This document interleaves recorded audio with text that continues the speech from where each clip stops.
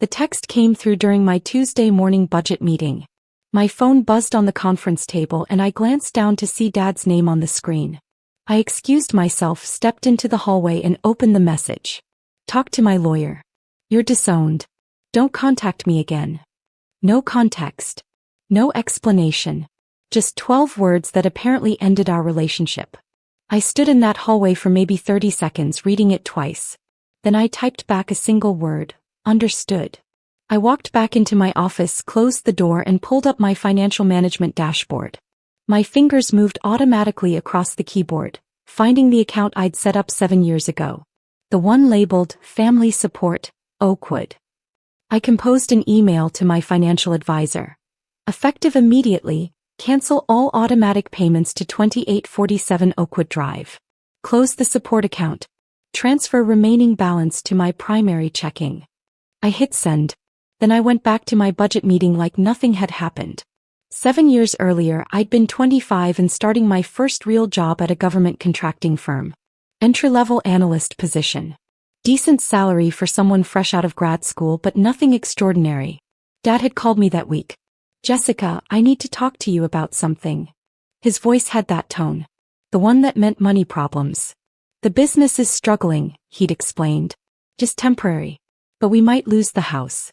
Your mother's devastated. If we could just get through the next few months. I'd had $8,000 in my savings account. My emergency fund. I'd sent him $5,000. Just until we get back on our feet, he'd promised. 3 months later he'd called again. More problems. The market was down. Clients were backing out. Could I help just one more time? I'd helped. And again the next month. And the month after that. By the end of my first year I'd sent Dad $23,000. Nearly half my take-home salary. That's when I'd gotten strategic about it. I'd set up the automatic payment system. $3,200 every month, transferred directly to the mortgage company. Dad never even saw the money. It just kept his house from foreclosure without him having to ask me repeatedly.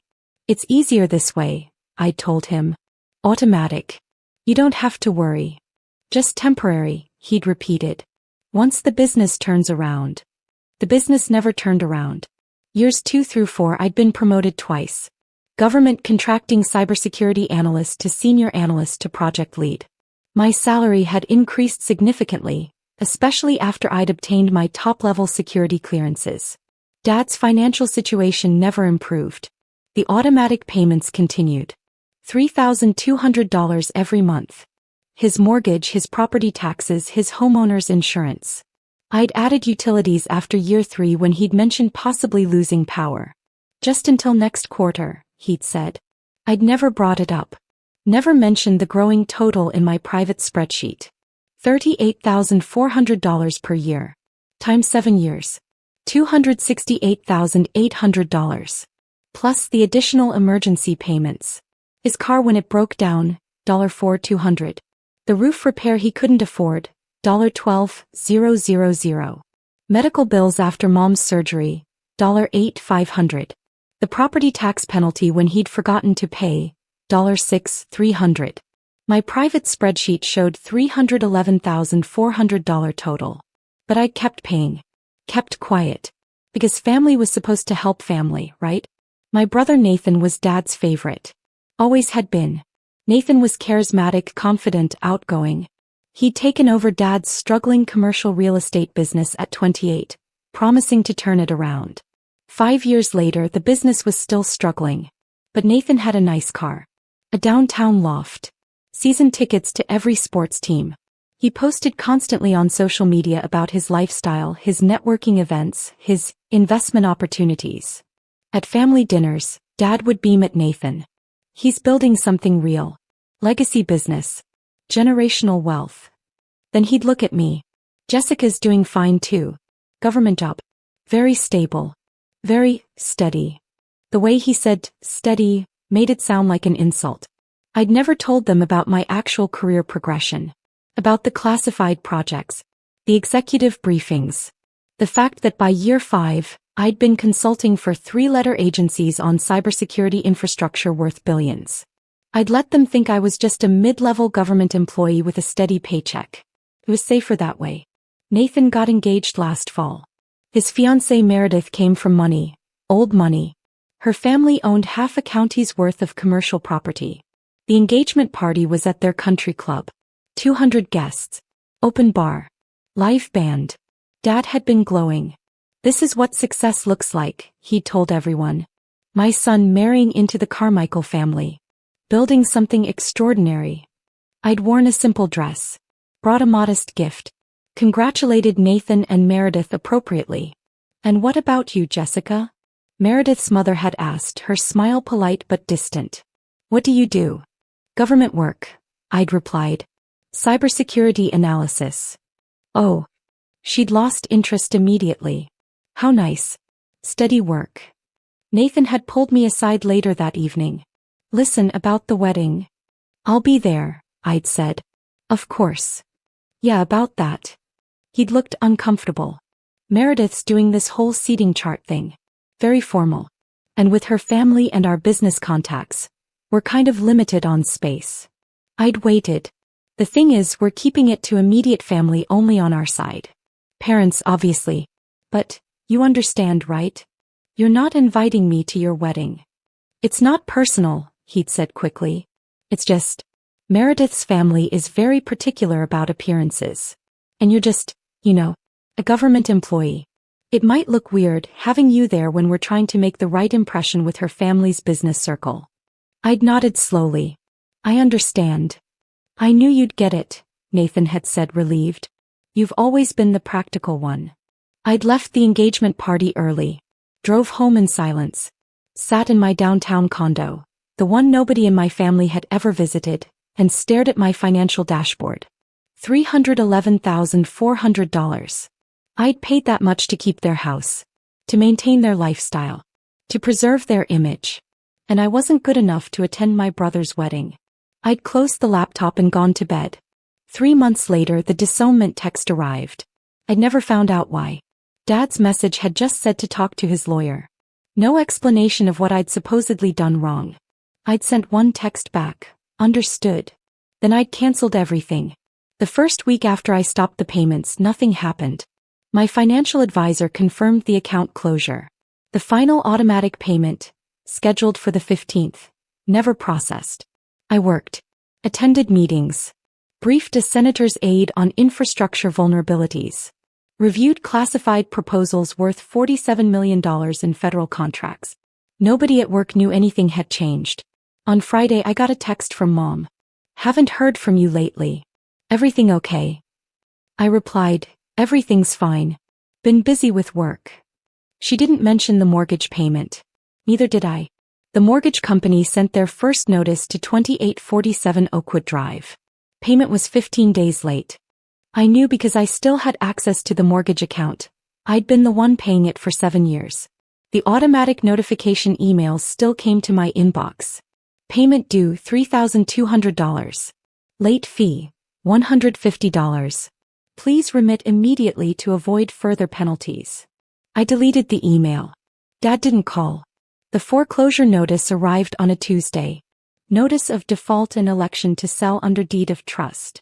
The mortgage company had sent it via certified mail. 45 days to bring the account current or face foreclosure proceedings. Current amount due, $6,550. 2 months of missed payments plus penalties. I knew Dad had received it because my phone exploded that afternoon. 17 missed calls. 23 text messages. I was in a classified briefing. My phone was locked in the security compartment outside the SEF. When I retrieved it 3 hours later, the notifications had multiplied. 34 missed calls. 41 texts. All from Dad. I scrolled through the messages. Call me immediately. Jessica, this is serious. The bank is threatening foreclosure. Where is the mortgage payment? We're going to lose the house.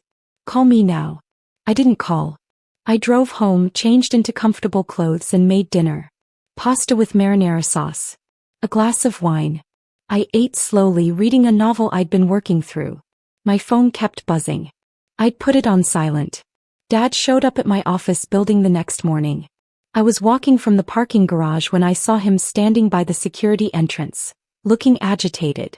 He'd never visited my workplace before. I don't think he even knew which building I worked in until he'd looked it up. Jessica, he said when he spotted me. We need to talk. I'm working, I replied. I can't talk right now. This is about the house, he said urgently. The foreclosure notice. The bank is saying the payments stopped 3 weeks ago. There must be some mistake with the automatic system. Can you fix it? There's no mistake, I said. I canceled the payments. He stared at me. What? You texted me 3 weeks ago. You said I was disowned. You told me to talk to your lawyer and not contact you again. Kept my voice level. So I stopped paying your mortgage. Seemed appropriate given the circumstances. He looked genuinely confused. That's what this is about. That text. You disowned me, I said simply. Why would I continue funding your lifestyle after that? Jessica, I was angry. Nathan told me you'd said some things at the engagement party. About not being invited to the wedding. About feeling excluded. You embarrassed him in front of Meredith's family. I hadn't said anything at the engagement party. But I didn't argue. I need you to restart the payments, Dad continued. Today. We're going to lose everything. Your mother is hysterical. The foreclosure. I don't think so, I said. Excuse me. You disowned me, I repeated. Your words. I'm respecting your decision. That's not. He was getting red in the face. Jessica, be reasonable. This is your family home. Your mother lives there. You can't just let us lose it over some stupid argument. I'm not letting you lose anything, I said calmly. You're losing it because you can't afford it. You haven't been able to afford it for 7 years. I've been paying for it. Now I'm not. That's just reality catching up. What are you talking about? Dad demanded. 7 years. The payments were automatic, but I've been contributing. No, I interrupted. You haven't. I've paid every single mortgage payment since 2017. $3,200 per month. Times 84 months. Plus property taxes. Difference. Utilities when you needed it. Emergency repairs. Medical bills. Car payments. I pulled out my phone and opened my financial records. Turned the screen toward him. $311,400 total. Paid from my accounts to keep you in that house. You haven't contributed a single dollar to your own mortgage in 7 years. Dad's face went pale. That's not, I didn't know you were paying all of it. I thought you were just helping sometimes. When things were tight. Things were always tight, I said. Every month for 7 years. And I paid it all. Without complaint. Without asking for anything back. Because you said it was temporary. Because you said the business would turn around. Because I'm family. Then keep helping, Dad said desperately. If you've been paying this long. And then you disowned me, I finished. Told me not to contact you. Because Nathan lied about something I supposedly said. You chose to believe him over me without even asking my side. You chose to cut me out of your life. Over nothing. I'll take it back, Dad said quickly. The text. I was wrong. You're not disowned. I was just angry. Please, Jessica. Your mother. Is your responsibility, I said. Not mine. You're the parent. You're the homeowner. You figure it out. I can't afford the payments, he admitted, his voice breaking. The business is barely breaking even. Nathan's trying, but it's not enough. If you don't restart the payments, we lose everything. Then you lose everything, I said quietly. That's what happens when you can't afford a house. People lose it. Welcome to reality. I walked past him toward the security entrance. Jessica, he called after me. Please. I'm sorry. I shouldn't have sent that text. I stopped. Turned back. You're right, I said. You shouldn't have. But you did. And now you get to live with the consequences. Just like I've been living with the consequences of supporting you for 7 years while you treated me like I was worthless compared to Nathan. I showed my badge to security and walked inside. Dad couldn't follow. He didn't have clearance. Dad's lawyer called me that afternoon. Gerald Thornton. I'd never heard of him before. Chin, I'm calling on behalf of your father, Richard Chin. He's asked me to mediate a family dispute regarding certain financial arrangements. There's no dispute, I said. I was disowned. I stopped paying his bills. There's nothing to mediate. Your father indicates there may have been a misunderstanding. There wasn't, I interrupted. His text was very clear. He disowned me and told me to contact his lawyer. So here we are. I'm talking to his lawyer. What would you like to discuss? The lawyer paused. Ms. Chin, your father has explained that he's been experiencing financial difficulties. He's indicated that you've been assisting with his mortgage payments and that you've recently stopped these payments, leading to a notice of default from his mortgage company. That's accurate, I said. He's hoping we can reach an agreement to resume these payments while we work out a more formal arrangement. No, I said simply. Ms. Chin, if the foreclosure proceeds, your father will lose his home. Your mother will lose her home. Surely you don't want that. What I want is irrelevant, I said. I'm not responsible for their housing. I'm not on the deed. I'm not on the mortgage. I'm just someone who was helping out of kindness, which has now ended. Your father is willing to apologize for the text message. The lawyer tried. Great. I accept his apology. That doesn't change anything. Chin, be reasonable. I am being reasonable, I said. Your client texted me to say I was disowned and to contact his lawyer. I'm doing exactly what he asked. Treating myself as disowned. Which means I'm no longer financially supporting him. This is the consequence of his decision. If he didn't want this outcome, he shouldn't have sent that text. Are you really going to let your parents become homeless over one text message? The lawyer asked, his tone sharpening. My parents are going to become homeless because they can't afford their mortgage, I corrected. I didn't cause their financial problems. I was just delaying the inevitable. Now the inevitable is arriving. That's not my fault and it's not my responsibility to fix. What about family obligation? My father terminated that obligation when he disowned me, I said. You can't disown someone and then demand they continue funding your lifestyle. That's not how this works. The lawyer was quiet for a moment. What would it take for you to reconsider? Nothing, I said. There's nothing he can offer me. I don't need his money, I have my own. I don't need his approval, I've lived without it for years. I don't need his presence in my life, he just made that clear himself. There's literally nothing he has that I want. So you're just going to let them lose everything. I'm going to let them experience the natural consequences of their financial decisions, I said. Something they should have experienced 7 years ago. I delayed it out of misplaced family loyalty. That delay is over. I hung up. Over the next week, I received 17 emails from various family members.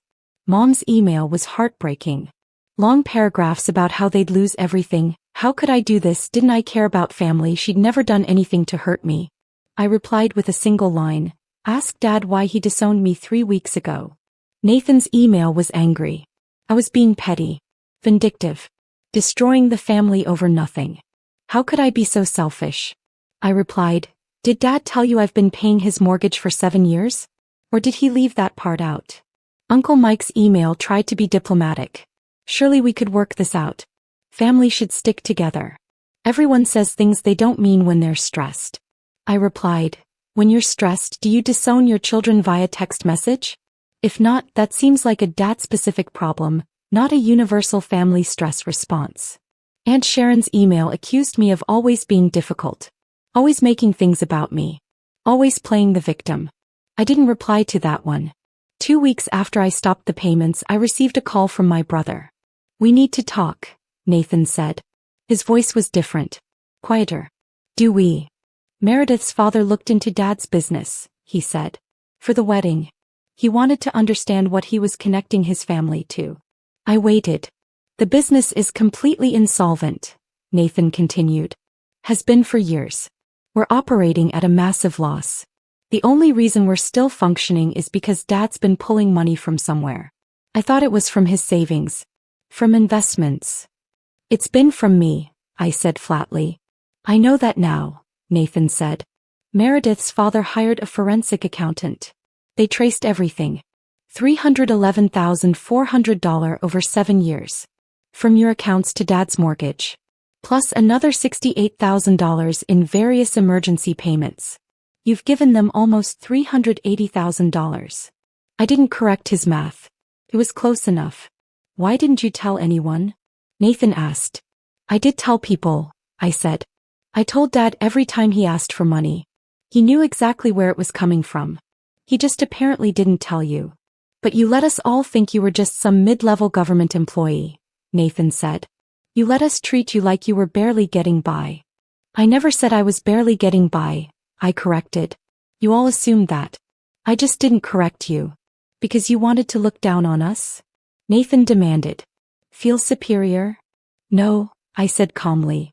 Because I wanted to see who you all really were. How you'd treat me if you thought I was nobody special. Just steady, boring Jessica with her government job.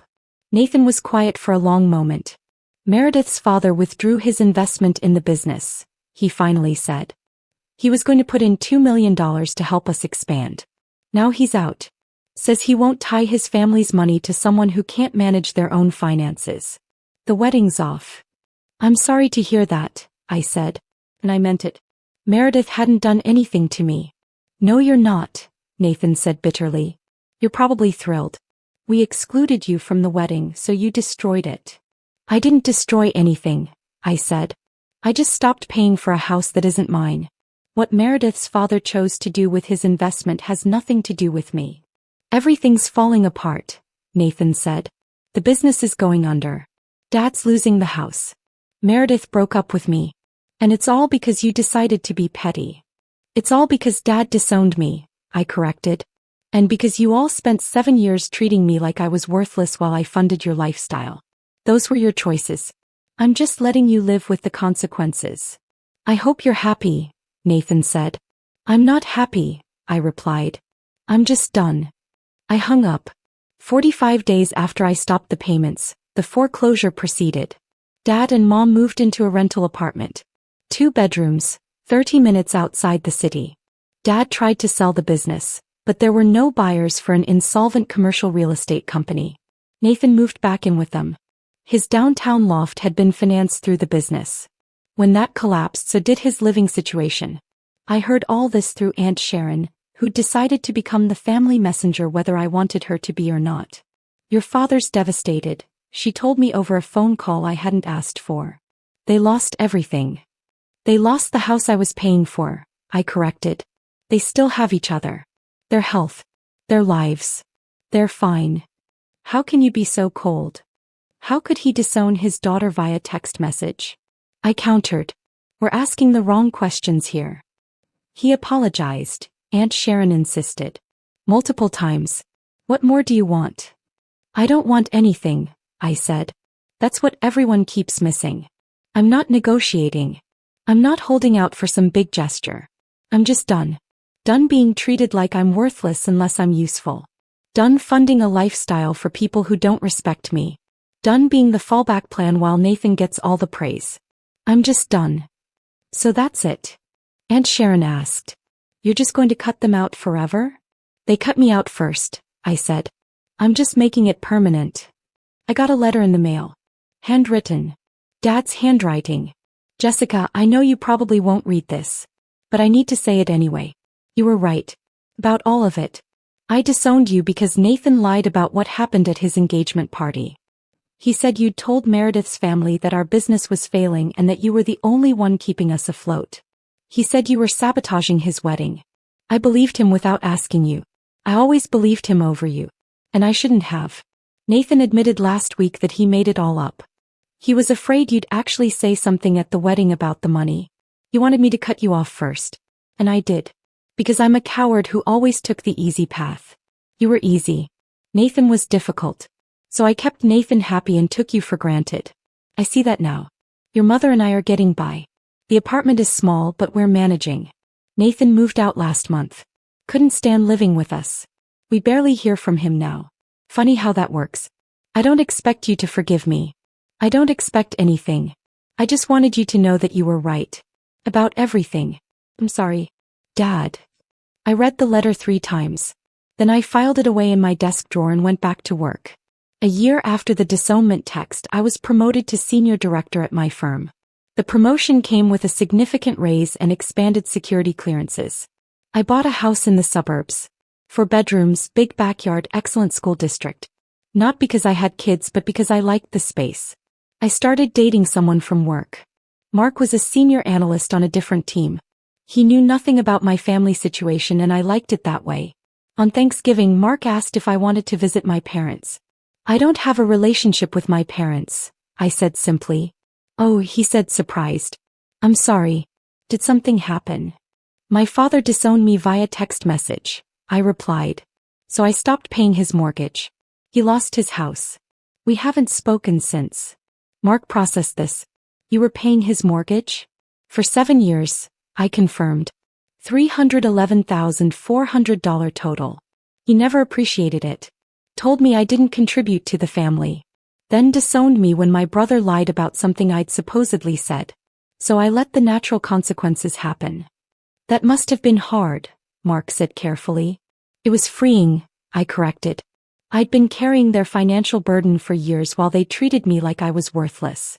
Stopping was the easiest decision I ever made. We spent Thanksgiving with Mark's family instead. They were kind, welcoming, and didn't ask me for money. It was the best Thanksgiving I'd had in years. Sometimes people ask me if I regret it. Letting my parents lose the house. Cutting off the family. I don't. Because here's what I learned. You can't build a relationship on obligation and financial support. You can't buy respect by paying someone's bills. You can't earn love by being useful. My father disowned me because I wasn't valuable enough to keep around when I might embarrass my brother. That told me everything I needed to know about what I actually meant to them. I wasn't their daughter. I was their ATM. And once I stopped dispensing cash, they had no use for me. The fact that they lost their house wasn't my fault. It was inevitable. I just stopped delaying the inevitable. They had 7 years to get their finances in order. 7 years to build a sustainable life. 7 years to appreciate what I was doing for them. They chose not to. That's not on me. I sleep perfectly fine at night. In my house. That I paid for. With my money. All of it mine.